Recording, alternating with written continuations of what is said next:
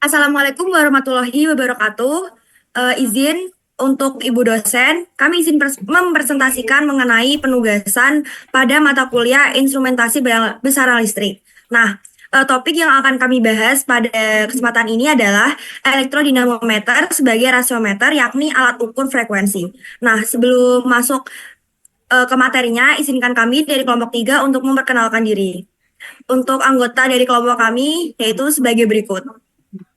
Nah, untuk penjelasan mengenai materi-materinya akan dibahas oleh teman saya. Nama saya Muhammad Syamsul Jiwa dengan NIM 10101.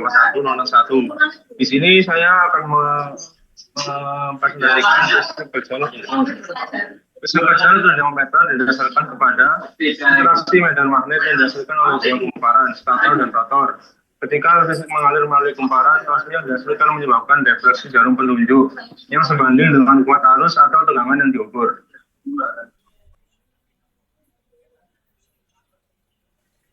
Perkenalkan, nama saya Muhammad Nabil Mustafa. Di sini saya akan menjelaskan tentang langkah-langkah bagaimana prinsip kerja elektrodinamometer, dinamometer. Yang pertama ialah arus listrik mengalir. Arus listrik mengalir melalui kumparan stator dan rotor. Yang kedua, medan magnet. Dihasilkan kumparan stator dan rotor menghasilkan medan magnet yang berinteraksi. Yang ketiga ialah torsi yang dihasilkan. Interaksi antara medan magnet stator dan rotor menghasilkan torsi yang menyebabkan rotor bergerak. Yang keempat adalah defleksi jarum penunjuk. Gerakan rotor menyebabkan defleksi jarum penunjuk yang sebanding dengan kuat arus atau tegangan yang diukur. Dan yang terakhir ialah pengukuran. Nilai pengukuran ditunjukkan oleh jarum penunjuk pada skala pengukuran.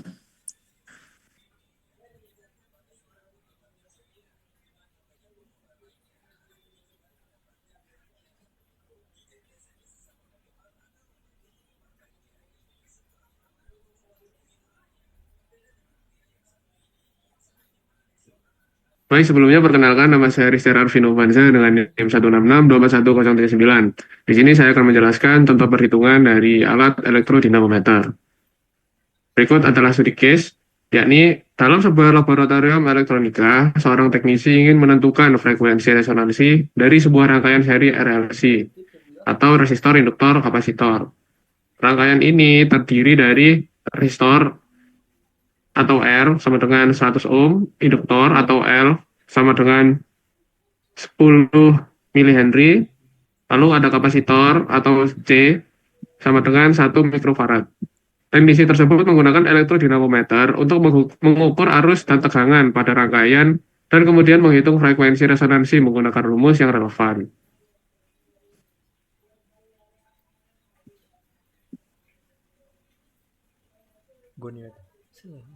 Perhitungan frekuensi resonansi ini dapat menggunakan rumus F sama dengan 1/2pi akar LC. Contoh perhitungannya sebagai berikut. Dengan nilai L sama dengan 10 mH kali 10 3 dan C sama dengan 1 mikrofarad sama dengan 1 kali 10 min 6 F. Sama dengan 1/2pi akar 10 kali 10 min 3 H kali 1 kali 10 min 6 F sama dengan F 1/2pi akar 10 kali 10 min 9 sama dengan 1/2pi kali 10 min 4 sama dengan F 1591,55 Hz. Jadi frekuensi resonansi rangkaian tersebut adalah sekitar 1591,55 Hz.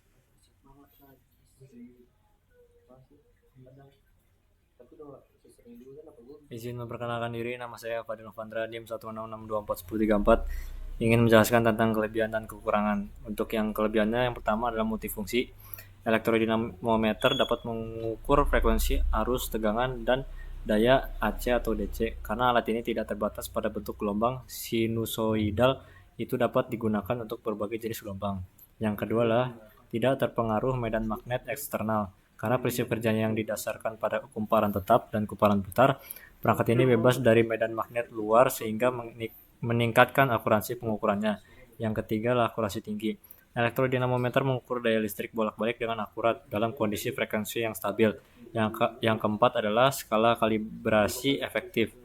Alat ini dapat mengkalibrasi untuk menghitung nilai efektif arus AC dan DC dengan skala yang sama, membuatnya lebih fleksibel untuk digunakan.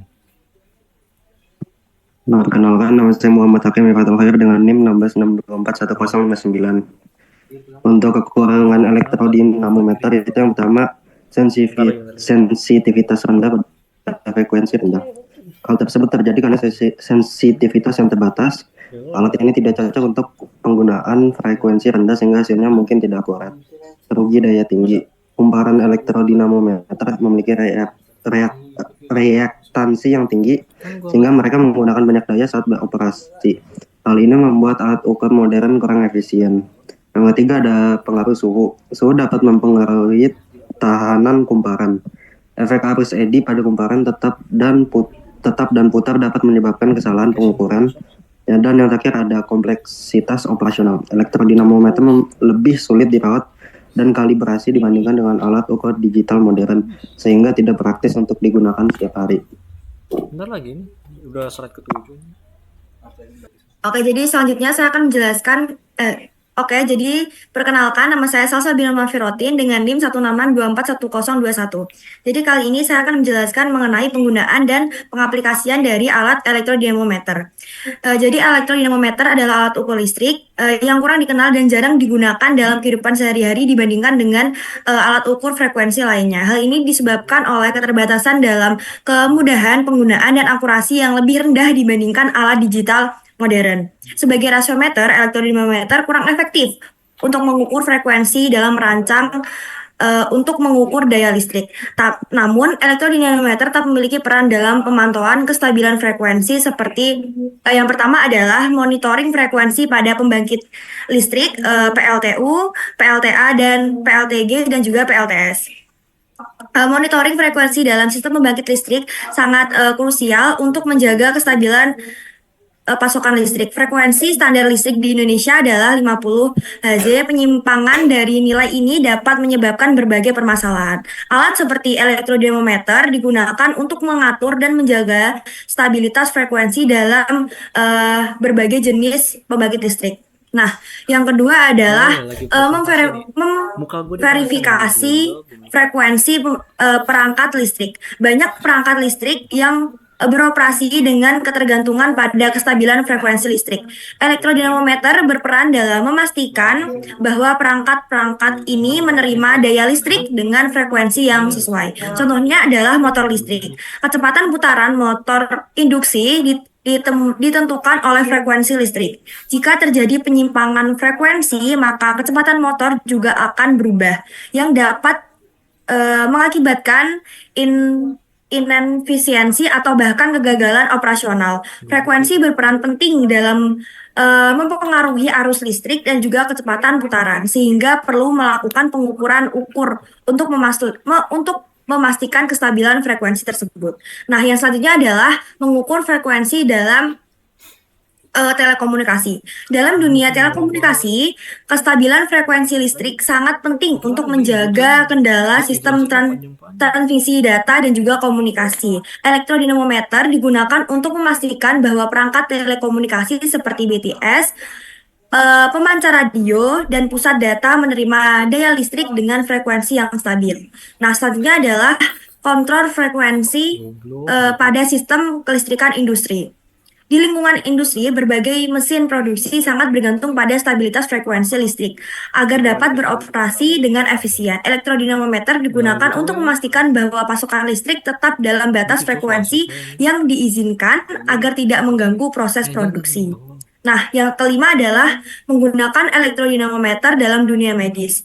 Peralatan medis modern seperti MRI atau CT scan, alat pacu jantung, dan juga ventilator memerlukan pasokan listrik dengan frekuensi yang stabil. Frekuensi dapat mengganggu kinerja alat medis dan bahkan membahayakan pasien jika terjadi fluktuasi. Oleh karena itu, elektrodinamometer digunakan untuk memantau dan menjaga kestabilan frekuensi listrik pada perangkat medis tersebut.